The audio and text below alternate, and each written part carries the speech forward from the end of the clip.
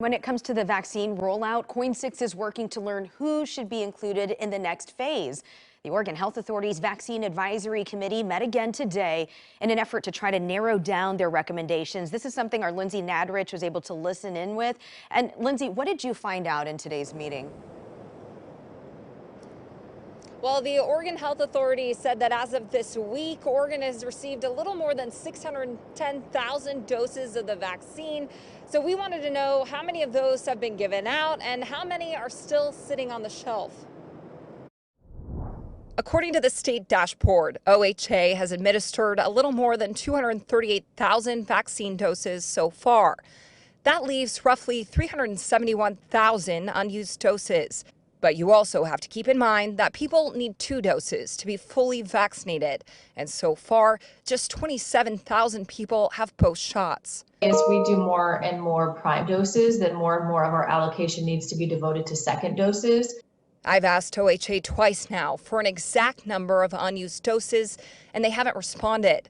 But here's how State Public Health Director Rachel Banks answered that question when someone else asked it during the Vaccine Advisory Committee meeting today. Sometimes when you're looking at numbers, it's the doses that we've been allocated doesn't mean they're sitting on shelves. The other thing just in terms of that is that we have to maintain those second doses. So there may be allocations that people think are not used, but they have someone's name on them, so to speak. By the end of today's meeting, the committee agreed BIPOC communities and adults aged 16 to 64 with chronic medical conditions should be prioritized in the next phase of the vaccine rollout. But there was a disagreement on which group should go first. I don't agree with removing BIPOC as the first priority.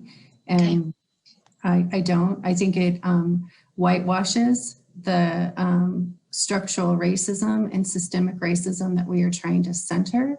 One committee member also pointed out not everyone may be ready to get a vaccine and more education is needed. The one thing I've heard in this whole conversation is you're assuming that BIPOC people want to be vaccinated. We're talking as if we are all lined up just waiting to be vaccinated, and we're not.